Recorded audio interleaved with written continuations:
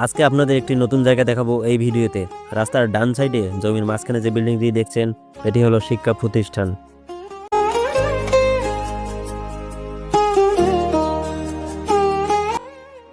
অবশেষে তার কাছাকাছি এসে আমরা পৌঁছেছি। তার বিষয়ে জানা অজানা কিছু কথা তুলে ধরবো আপনাদের সামনে। ডান সাইডে বাড়ি, বাম সাইডে আবাদি জমি, মাঝখানে শিক্ষা প্রতিষ্ঠান। পুকুরের ওপারে যে প্রতিষ্ঠানটি দেখছেন, এটি হলো শিক্ষা প্রতিষ্ঠান ফুলকা সরকারি প্রাথমিক বিদ্যালয়। খুব মনোরম পরিবেশে এই জায়গাটি অবস্থিত। আর এদিকে যে সামনে বিল্ডিংটি দেখছেন, এটি হলো ফুলকা আদর্শ উচ্চ বিদ্যালয়। এটি স্থাপিত হয় 1993 সালে। নতুন করে কাজ শুরু হয় 2019 এবং কাজ শেষ হয় 2020 সালে।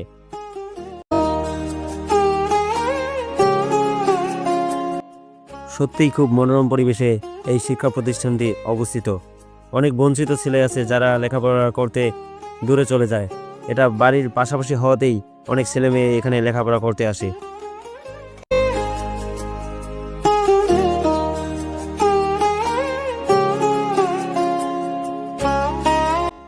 ফুলকা আদর্শ উচ্চ বিদ্যালয়, এটি শুভ উদ্বোধন করেন জনাব আলহাজ মনিরুদ্দিন আহমেদ এমপি।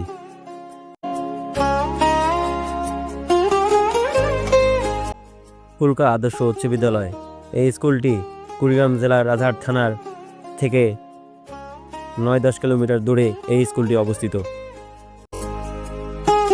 স্কুলটির সামনে একটি বটগাছ।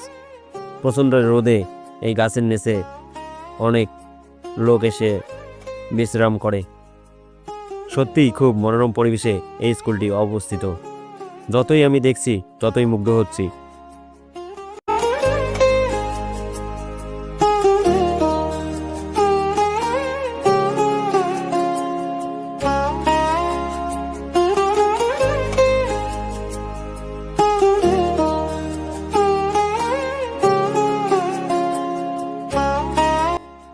শিক্ষা প্রতিষ্ঠান থেকে বেরিয়ে বাড়ির উদ্দেশ্যে রওনা দিলাম আমরা দুজন। কিছুটা পথ গিয়ে রাস্তার ডান সাইডে দেখলাম একটি চায়ের দোকান। সেখানে নেমে দুজনে দুটি চা খেলাম।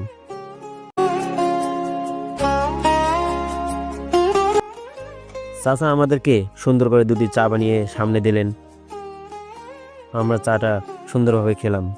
খাওয়া শেষে আবারও বাড়ির দিকে রওনা দিলাম।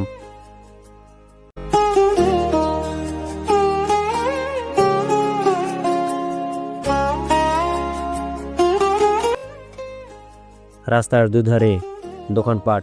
রাস্তার সোজা যেটি গিয়েছে এটি হলো রাজারহাট কুড়িগ্রামের দিকে। এখন আমরা বাম দিকে ঘুরবো। হাতের ডান সাইডে চাচা সবজি ধরে বসেছে। সবজিগুলো অনেক সুন্দর। হাতের ডান সাইডে একটি টাওয়ার রয়েছে। সত্যি সামনের দিক যত এগোচ্ছি ততই সুন্দর প্রকৃতি দেখছি, গাছপালা দেখছি। গ্রামের মধ্যে এত সুন্দর রাস্তা রয়েছে, এত সুন্দর প্রকৃতি রয়েছে, এটি আমার জানা ছিল না। এটি একটি নতুন ধারণা, এটি একটি নতুন অভিজ্ঞতা। সোনালী ধান ক্ষেত, আঁকাবাঁকা মেটো পথ ধরে আমরা এগিয়ে যাচ্ছি বাড়ির দিকে।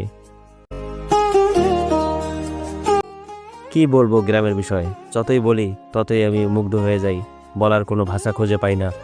সবুজ শ্যামল প্রকৃতি, সবুজ শ্যামল দেশ, এটি হলো আমাদের বাংলাদেশ।